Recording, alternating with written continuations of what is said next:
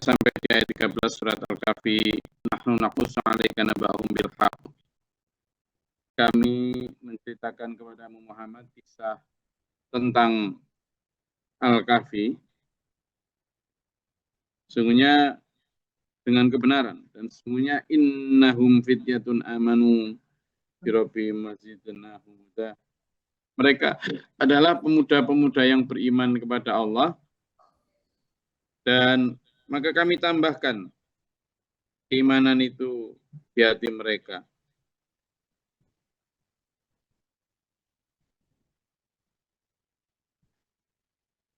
Tapi sebelum saya lanjut tentang Ashabul Kahfi, kemarin yang di ayat 6 itu ada sebabun nuzulnya, yakni diriwayatkan oleh Ibnu Mirdawa dari Ibnu Abbas bahwasannya Utbah, Syaibah bin Rabi'ah, Abu Jahal bin Hisham, Nadhr bin Al-Harith, Umayyah bin Khalaf, As bin Al-Harith, As bin Wa'il, Aswad bin Muttalib, Abu Baturi, dan para pembesar Quraisy itu berkomplot hendak melakukan perlawanan terhadap Rasulullah Muhammad SAW.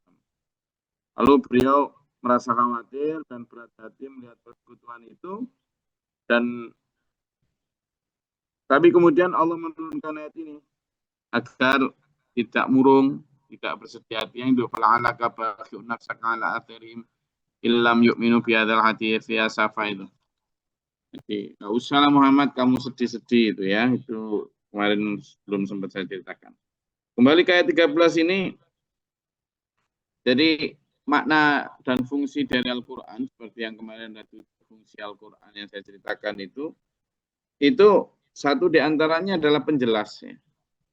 Penjelas dan pemberi kepastian akan perselisihan yang mungkin muncul sebelumnya, termasuk kisah tentang Ashabul Kahfi ini. Ya, yang mungkin sudah didengar sebelumnya tapi enggak jelas. Maka Allah menjelaskan bil haqqi. Siapa sih mereka itu? Innahum fityatun amanu bi rabbihim wazidnahum huda. Mereka adalah para pemuda yang hidup di zaman seorang raja, rajanya namanya ya seorang penguasa Romawi ya. Jadi Ashabul Kahfi ini hidup di masa Romawi. Dan hidupnya itu dalam penindasan. Jadi dia Ashabul Kahfi ini sebelum Nabi Muhammad ya. Sebelum Nabi Muhammad SAW. Jadi di masanya sekian ratus tahun setelah Nabi Isa, sekitar 249 atau 251 Masehi. Jadi sekitar 2 abad atau 2,5 abad setelah wafatnya Nabi Isa. Di sebuah pemerintahan Kaisar Romawi Timur, ada seorang raja namanya atau kaisar namanya Dikianus. Ya, Dikianus. Nah, Dikianus ini rajanya anu banget lalim banget, dolim banget, jahat banget gitu. Sehingga mereka kemudian Raja Dikianus ini sejam semua rakyatnya dipaksa untuk menyembah berhala. Nah, sementara 7 pemuda ini merasa bahwa tidak logis menyembah berhala itu. Dan mereka tetap pada ajaran Nabi sebelumnya tentang ketauhidan yang diajarkan oleh Nabi Isa juga. Menyembah Allah yang esa, yang tidak tampak, yang tidak bisa direpresentasikan oleh batu atau apapun. Nah, dengan itu 7 pemuda ini yang dalam sebuah kitab dijelaskan namanya adalah 7 pemuda ini namanya Maksalmina, Tamliha, Martunus, Kastunus, Bairunus, Yabunus, dan Danimus. Yang jelas mereka ini tidak ada yang kumus-kumus ya. Nggak ada yang kumus-kumus. Tapi orang Romawi ya, Romawi Timur dulu zaman itu. Memang namanya begitu. Jangan berharap namanya Abdul siapa ya, namanya orang sana memang ya. Jadi hidup di masa itu, 7 pemuda. Nah karena takut akan siksaan dan tekanan dari raja, lalu mereka karena nggak mampu ya, cuma 7 orang, nggak mungkin mampu melawan kerajaan itu, lalu melarikan diri. Nah, pada saat melarikan diri ini, mereka tentu dikejar dong. Karena apa? Karena ya harus siapapun kebijakan negara menyembah berhala. Lalu mereka bersembunyi ke dalam sebuah gua, dan mereka membawa seekor anjing. Seekor anjing. Ada yang mengatakan nama anjingnya kemarin itu Rocky. Ada yang mengatakan anjingnya itu bernama kemarin itu Rokim, pakai kim ya, pakai off. Tapi ada yang mengatakan Rokim itu adalah wilayahnya. Tapi ada yang mengatakan itu nama anjingnya. Tapi ada yang mengatakan nama anjingnya itu Qitmir. Qitmir. Anjing itu untuk anjing penuntun perjalanan memangnya. Kurang rasanya loh, terus rasanya ya. Maksudnya gak ngerasanya bi. Jadi pada saat itu memang Ashabul Kahfi menjadi sebuah fenomena. Waktu itu yang nggak menjadi fenomena ya, pokoknya 7 pemuda biasa yang cerdas, yang berpikir logis. Kok saya disuruh nyembah berhala, enggak lah. Tapi mereka enggak mampu melawan itu ya, sehingga 7 pemuda ini melarikan diri. Nah dari 7 pemuda ini kemudian kata Allah mereka adalah orang-orang beriman, fityatun, pemuda amanu yang beriman terhadap birobim Tuhan mereka, dan maka kami tambahkan wazidnahum huda, makin lama kok makin ini bertambah hidayah, tambah kuat, tambah berani. Warobatna, dan kami teguhkan ala qulubi atas hati mereka idza qamu, ketika mereka berdiri melawan raja yang zalim itu. Nah ini loh yang membuat mereka kemudian dikejar-kejar. Kenapa? Karena berani melawan. Tapi ya melawan dengan lisan, karena memang tidak punya sumber daya untuk melawan dengan kekuatan. Mereka berkata, Rabbuna, tidak mau kami nyembah berhala. Karena apa? Karena Tuhan kami adalah Rabbus samawati wal ard, Tuhan yang menciptakan langit dan bumi. Sehingga lanad'u min dunihi, kami tidak mungkin menyembah, menyeru, meminta, memohon kepada selain Allah. Apalagi menjadikan ilahan sebagai sesembahan, tidak mungkin. Karena kalau laqad qulna idzan syatata, kami telah berkata bahwa kalau kami demikian, mesti kami akan jauh dari kebenaran. Tidak mungkin itu kami lakukan. Ya. Jadi yang dimaksud mereka berdiri teguh melawan kezaliman itu adalah ketika mereka kemudian bangun pada saat setelah berdiri itu bangun. Jadi di masa itu ya, di masa yang dimaksud di ayat 11 kemarin itu, maka kami tutup telinga mereka.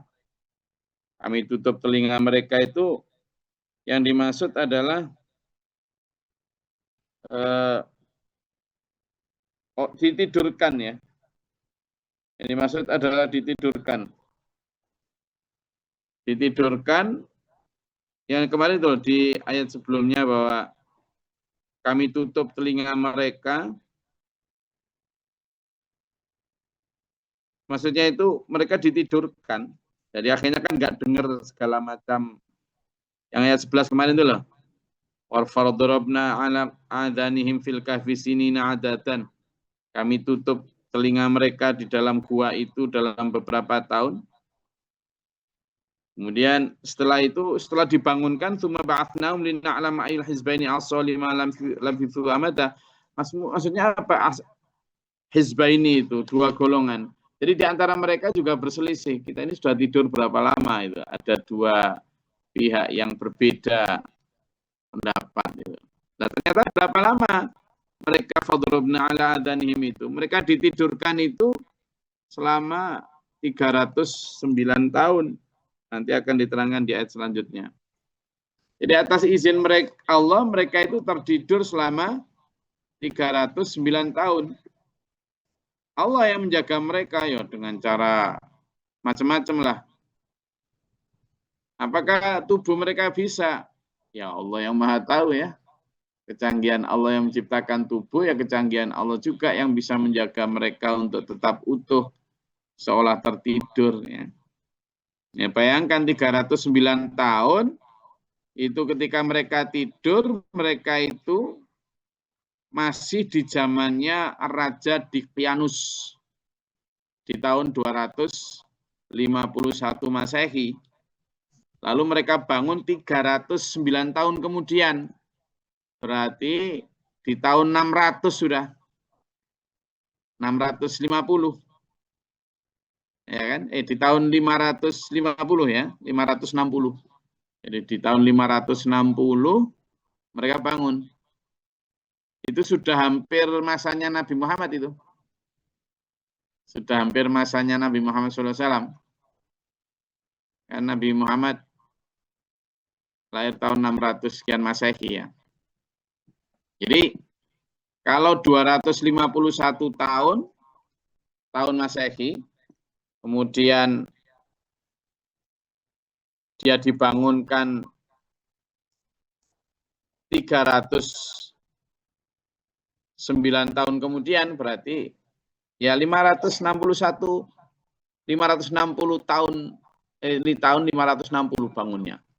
Padahal Nabi Muhammad SAW itu lahir tahun 570. Berarti kan sebentar saja itu. Jadi ya kan 251 ditambah 309 tahun berapa? 260 toh? Ya kan? 560. Nah, 560 Masehi. Sementara Rasulullah Muhammad SAW lahir tahun 570 Masehi. Nah, berarti 10 tahun itu saja dekat itu dengan Rasulullah.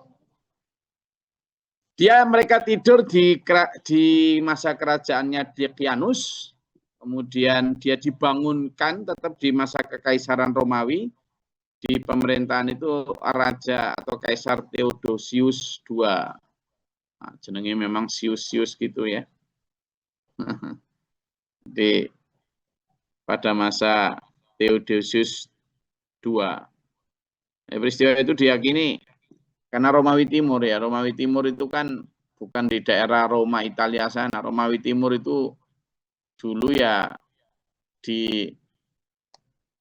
yang ditaklukkan oleh Al-Fatih itu ya Turki sana, daerah Turki. Jadi ketika menaklukkan Istanbul itu, tapi di daerah sana ada namanya sebuah daerah namanya Efesus itu di sana. Nah, dan sampai sekarang sudah malah gua itu dikenal sebagai gua yang 7 orang gitu. Namanya sampai sekarang The Cave of Seven Sleepers. Di gua di mana 7 orang tidur. Nah, di situ Allah memberikan 309 tahun tidur. Setelah bangun, mereka kemudian itu berdiri berani menghadap raja mereka. Mereka berdiri dan kata Allah, haula'i qaumun attakhadhu min dunihi aliyah. Mereka itu adalah kaum kami, mereka telah menjadikan selainnya sembahan Tuhan. Laula ya'tuna alaihim bisultanin bayyin. Mengapa mereka tidak mengemukakan alasan yang jelas tentang kepercayaan mereka? Maka siapakah yang lebih zalim daripada orang-orang yang mengadang-adangkan terhadap Allah? Ya. Jadi setelah kalau yang jumlah 309 tahun itu nanti diterangkan di ayat 25 ya. Di situ disebutkan a'udzubillahi minasyaitonir rajim walabithu fi kahfihim thalathami'atin sinina wazdadu tis'a. Dan mereka tinggal di dalam gua itu, Al-Kahfi itu, selama 300 tahun, dan mereka tambah lagi 9 tahun.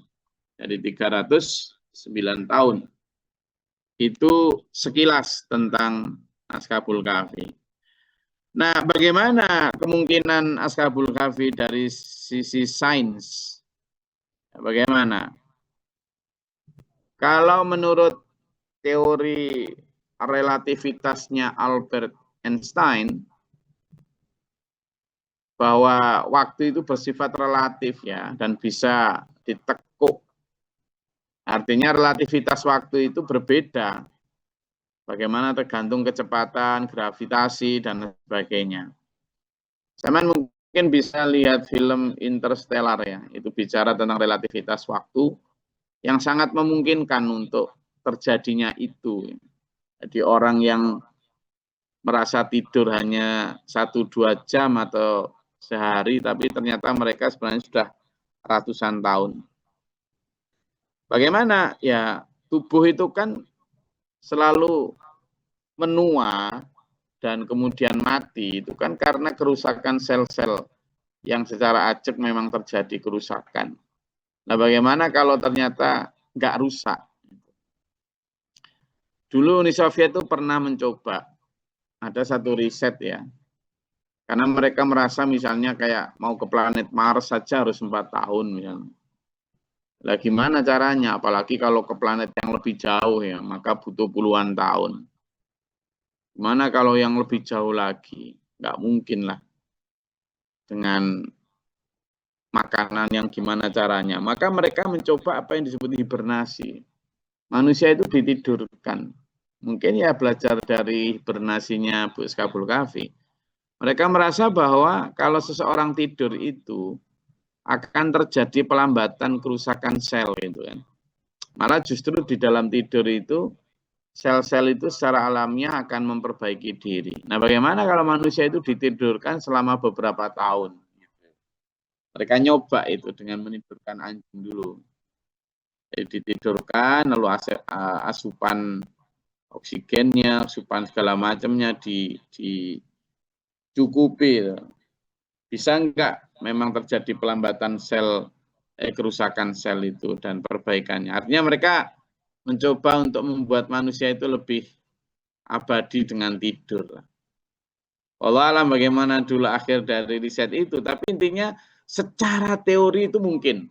Gitu. Meskipun manusia sekarang belum tahu caranya. Jadi secara medis ada satu cara, yakni upaya untuk mengubah atau mencegah luka tekan, ya disebut desubitus itu. Kalau orang yang lama berbaring itu bisa mencegah luka. Nah, cuma siapa yang membaringkan atau membolak-balikkan tubuhnya Ashabul Kahfi sehingga menjaga mereka terjadi pembusukan selama berabad-abad tidak terjadi itu gimana ya? Allah alam ya. Misalnya tentang pemberhentian fungsi kehidupan, dia nggak bangun, dia nggak apa itu. Gimana caranya? Yaitu Allah mungkin menghentikan tadi itu. Jadi metabolisme tubuh yang membuat manusia kemudian menua lalu mati itu mungkin sama Allah kayak komputer gitu di pause gitu ya. Atau dia benar yang pasti dihibernasi itu. Sehingga pertumbuhan dan penuaan mereka terhenti, tubuh mereka juga tidak mengalami kerusakan. Nah, ada juga yang kemudian dari sisi lokasinya gua itu. Ada peneliti yang datang ke Gua Ashabul Kahfi itu, lalu mereka melakukan penelitian gitu.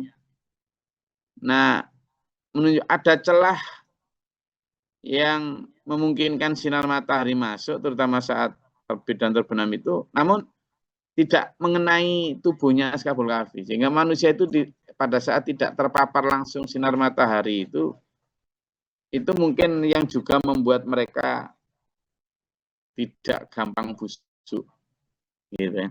Jadi ya itu baru penjelasan-penjelasan yang sifatnya teori. yang belum terbukti. Tapi sebagai seorang yang beriman kita wajib mempercayai itu, dan sangat mungkin karena teori pun masih memungkinkan itu terjadi. Hanya kadang manusia ya belum bisa membuktikan. Ya sama dengan sekian ratus tahun yang lalu, mana mungkin manusia bisa terbang toh, baru teori saja.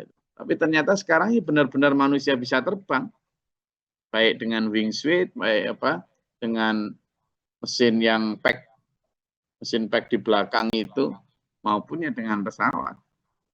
Gitu. Nah, hal semacam ini membuat kita semakin, ya Allah, Maha Suci Allah, betapa sudah 1.500 tahun yang lalu pun Allah telah memberikan kita satu visi kehebatan Al-Quran itu benar-benar, terutama ya kehebatan Allah lah, kemahabesaran Allah atas kuasanya. Kalau sudah mau berkehendak ya mudah saja orang ditidurkan 309 tahun. Lalu manfaatnya apa ini? Surat Al-Kahfi terutama tentang kisah ini.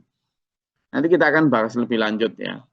Tapi sekurangnya adalah bahwa keabadian itu mungkin. Bahwa kalau kita mau abadi itu ya tidak dengan di sini. Sebab Ashabul Kahfi itu hanya sebagai ayat untuk kita. Sebab setelah 309 tahun ditidurkan, lalu menghadap raja itu, ternyata raja itu sudah tidak seperti raja sebelumnya. Artinya cukup moderat untuk menerima perbedaan. Tapi kemudian menurut kisah si Ashabul Kahfi ini setelah beberapa saat atau beberapa waktu bangun lagi, itu kemudian balik ke gua itu dan wafat, benar-benar wafat. Gitu. Artinya 309 tahun peniduran itu hanya sebagai ayat untuk kita aja, supaya kita bisa mengambil pelajaran dari semua itu. Saya rasa itu yang bisa saya sampaikan untuk awal. Nanti tetap beberapa ayat selanjutnya juga bicara tentang Ashabul Kahfi. Ada yang mau disampaikan? Silakan.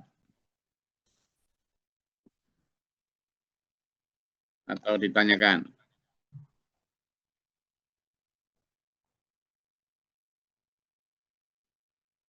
Assalamualaikum warahmatullahi wabarakatuh. Salam ya. Gus, kalau berdinanya Gus, ini keluar dari hari ini Gus. Mau nanya hukum nih Gus, hukum hak waris anak angkat nih pripun to Gus? Ada apa enggak nggih Gus? Ya, jadi hukum hak waris. Nggih Gus. Untuk anak angkat. Untuk anak angkat. Oh ya.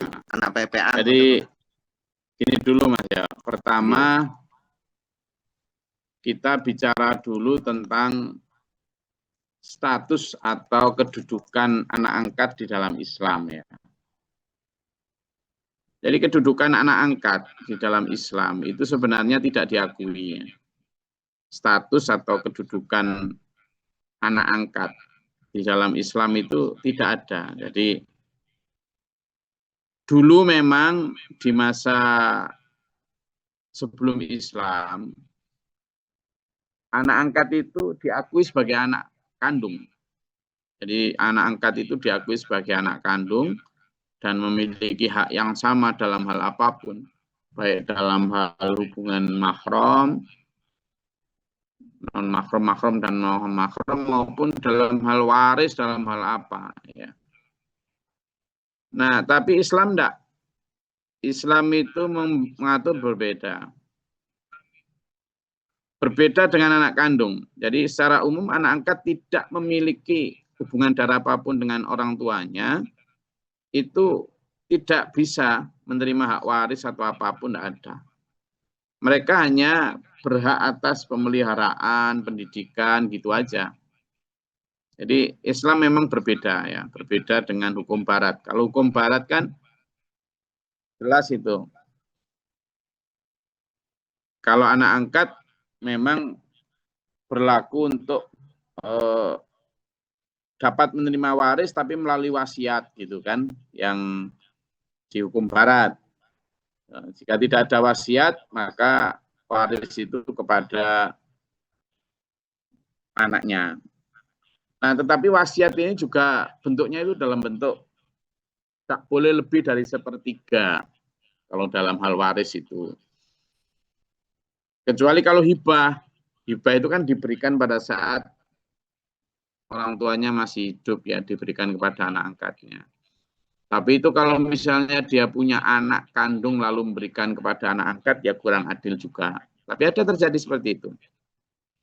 Jadi hukum Islam itu pengangkatan anak dalam Islam itu tidak memutuskan hubungan nasab dengan orang tua kandungnya.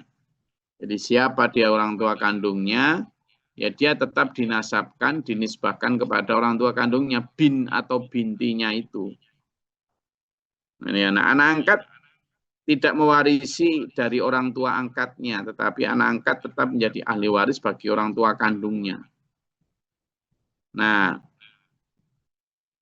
lalu bagaimana di Islam itu diatur dalam kompilasi hukum Islam namanya, kitab kompilasi hukum Islam itu, bahwa anak angkat itu boleh sebenarnya menerima bagian kecil dari harta warisan orang tuanya, tapi itu tadi berdasarkan wasiat, yakni 1/3. Kalau tidak ada wasiat itu dia tidak berhak mendapatkan apa-apa, karena memang dalam Islam itu ayat tentang itu jelas. Dulu Nabi Muhammad SAW itu sebelum Islam itu punya anak angkat ya, namanya Zaid. Nah, anak angkat ini ya seperti waktu itu di sebelum Islam, statusnya ya hampir sama dengan anak kandung. Tapi kemudian ketika turun ayat bahwa Muhammad bukanlah seorang bapak dari siapapun, karena Zaid dinisbahkan itu, maka Rasulullah diperintahkan untuk menikahi janda bekas Zaid. Ya kan? Nah, waktu itu memang berat sekali buat Rasulullah. Kenapa? Karena menikahi bekas anak angkat itu ya seperti menikahi bekas anak kandung, kayak menikahi anak sendiri itu. Aib banget. Tapi demi tegaknya hukum bahwa anak angkat itu bukan siapa-siapa, maka Allah memberikan ayat itu. Ya. Jadi coba dibuka Mas Yok di tentang status anak angkat itu di surat Al-Ahzab ayat 5. Silakan. Al-Ahzab nih, Gus. Ya, ayat 5. Al-Ahzab. Al-Ahzab itu ayat surat berapa nih, Gus? 33. 33 nih.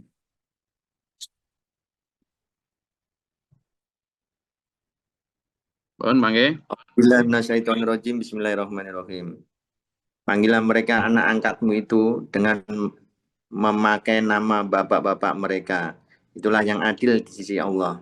Dan jika kamu tidak mengetahui bapak mereka, maka panggilan mereka sebagai saudara-saudaramu seagama dan maulanamu. Dan tidak ada dosa atasmu jika kamu kilaf tentang itu. Tetapi yang ada dosanya apa yang disengaja oleh hatimu. Allah Maha Mengetahui, Maha Penyayang. Sadaqallahul-adzim. Jadi nggak boleh dinisbahkan misalnya Mas Yo punya anak angkat gitu ya, siapa Kasbulo misalnya. Lalu Kasbulo bin Yoyo nggak boleh. Nggak boleh. Karena apa? Anak angkat dalam Islam itu nggak menjadi anak kandung. Ayat sebelumnya Mas ya, coba di ayat 4. Itu ketegasan tentang posisi anak angkat di dalam Islam. Ayat 4 coba. Allah tidak menjadikan bagi seorang dua hati dalam rongganya. Dan dia tidak menjadikan istri-istrimu yang kamu zihar itu sebagai ibumu. Dan dia tidak menjadikan anak angkatmu sebagai anak kandungmu sendiri. Yang demikian itu hanyalah perkataan di mulutmu saja. Allah mengetahui yang sebenarnya dan dia menunjukkan jalan yang benar. Nah, itu jelas kan? Bahwa tidak ada anak angkat kemudian jadi anak kandung, itu hanya mulutmu saja kata Allah. Perkataanmu saja.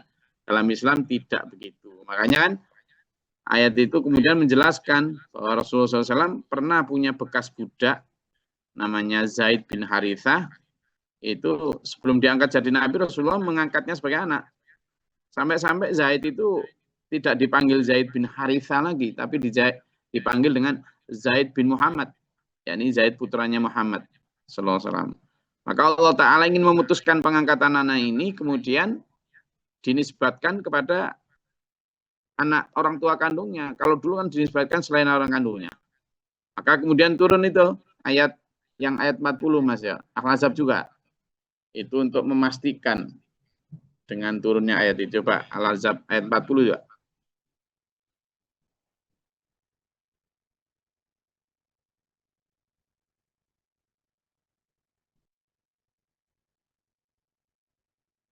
Di surat yang sama Mas ya. Yang ayat 40. Sudah ketemu? Muhammad itu bukanlah bapak dari seorang di antara kamu, tetapi dia adalah utusan Allah dan penutup para nabi. Dan Allah mengetahui segala sesuatu. Nah, itu karena itu Zaid bin Harithah, itu karena diangkat oleh Nabi Muhammad SAW sebelum diutus jadi Nabi ya. Maka orang manggilnya Zaid bin Muhammad. Maka untuk memutus mata rantai tradisi itu, Allah menurunkan ayat ini.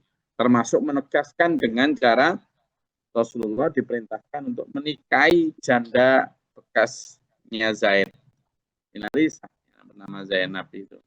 Waktu itu memang sangat sulit bagi Rasulullah, tapi demi tegaknya hukum, itu nanti diterangkan di ayat 37, itu nanti dibaca sendiri. Jadi bagaimana sulitnya Rasulullah berani menjadi martir lah untuk tegaknya hukum itu. Jadi dalam hal waris itu tadi, dia tidak boleh dapat warisan dan tidak disebut sama sekali. Dia boleh mendapat harta orang tua angkatnya itu kalau orang tua angkatnya itu menetapkan wasiat, dan itu pun tidak boleh lebih dari sepertiga. Nah, maka selain dinisbatkan kepada orang tua kandungnya, anak angkat tetap sampai kapanpun bukan orang yang kemudian punya hubungan yang boleh, dia tetap mahram ya. Orang yang terlarang untuk ini, dia non mahram dia itu tidak mahram, jadi bukan orang yang bisa melihat aurat atau bisa bersalaman atau tidak ada, dia tetap orang lain. Nah ini yang perlu dipahami, yang bahwa misalnya anak angkatnya laki-laki, maka dia tidak boleh itu goncengin atau bersalaman atau apa dengan ibu angkatnya. Atau jika anak angkatnya adalah perempuan, maka bapaknya yang kalau misalnya udah balik apalagi tidak boleh kemudian berkholwat atau bersalaman atau apa dengan dia, tetap dia seperti orang lain. Lalu apa kebolehannya? Boleh itu dalam konteks merawat. Jangan sejak kecil bayi dirawat, dicukupi sandang pangan papannya sampai dewasa. Nah, tapi ketika dewasa tetap aja boleh, cuma tetap harus menjaga jarak seperti halnya orang lain. Jadi tetap sebagai sebuah santunan. Itu Mas ya.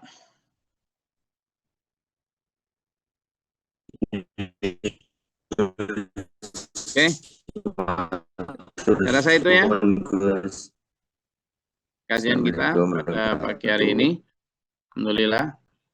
Mudah-mudahan insya Allah besok kita akan lanjut dengan ayat-ayat juga tetap dengan Al-Kahfi Kafi. Mungkin kita akan coba potret dari sudut yang berbeda nanti sehingga lebih luas di dalam memahami hikmah yang terkandung di, karena unik ya, Al-Kahfi Kafi ini sesuatu yang sekarang baru dipelajari oleh para ahli anatomi, para ahli biologi, ahli astronomi bahkan, karena mereka ingin sekali bisa terbang ke sana dalam waktu lama. Kan zaman kalau lihat film-film Hollywood itu kan ada itu yang orang ditaruh kayak ditabung gitu ya kan.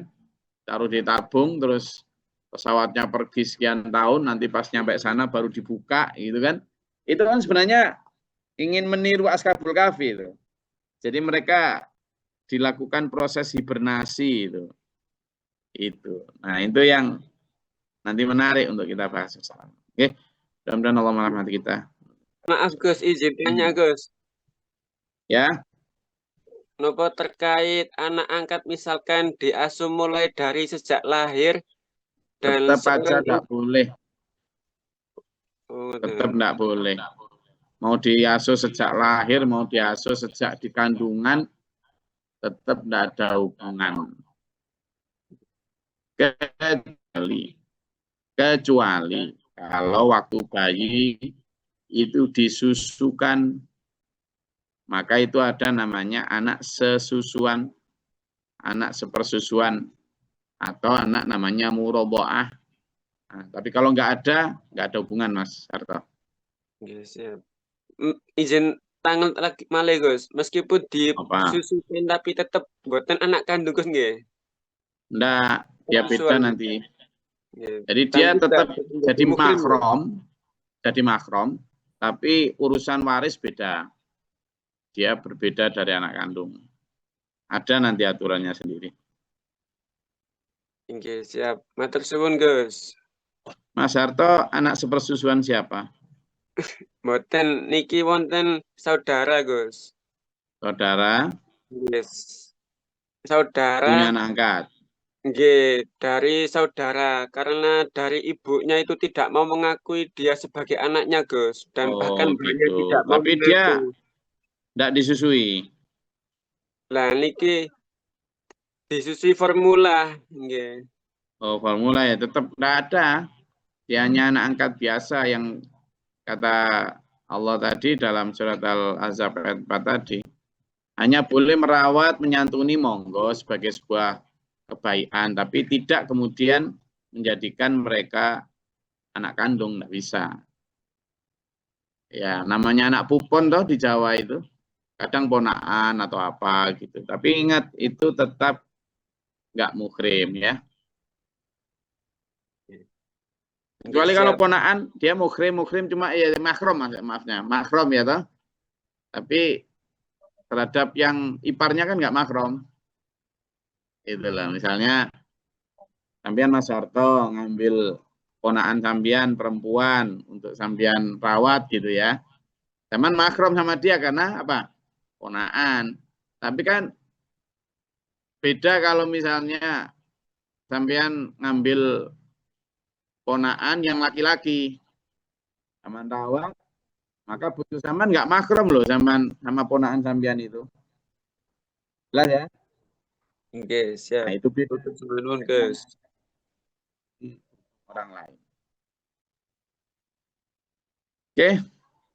Saya rasa itu kajian kita dan bermanfaat berfaedah. Insya Allah nanti kita lanjut lagi Mas Harto. Oke. Ini waktunya berangkat kerja. Mas Harto kan pengusaha real estate. Nggak tahu realisasinya. Alhamdulillah, Allahumma sholli wa sallim barik. Kita ketemu hari Sabtu nggih, besok insya Allah libur. Allahumma sholli wa sallim barik. Allahumma fil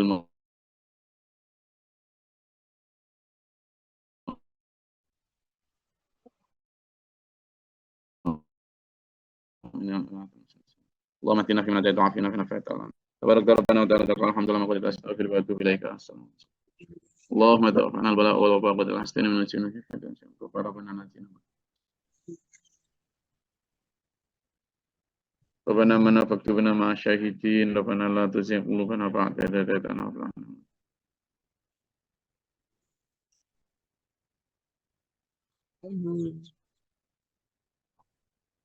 Rabbi a'udzu bika min hamazati syaitan wa a'udzu bika min Allah ta'ala babar rahmatika Allahumma atina rahmatan baitan wa qatan wa Allahumma afriq lana sabran sabiti min anfusina.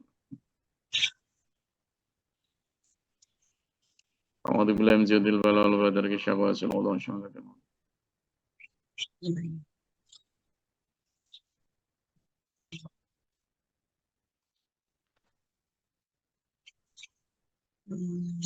Rabbana hab lana min azwajina wa dhurriyyatina qurrata Rabbil alamin. Wassalamualaikum warahmatullahi wabarakatuh. Allahumma rahamna bil Qur'an واجعله لنا إماما ونورا وهدى ورحمة اللهم ذكرنا منه ما نسينا وعلمنا منه ما جهلنا وارزقنا تلاوته آناء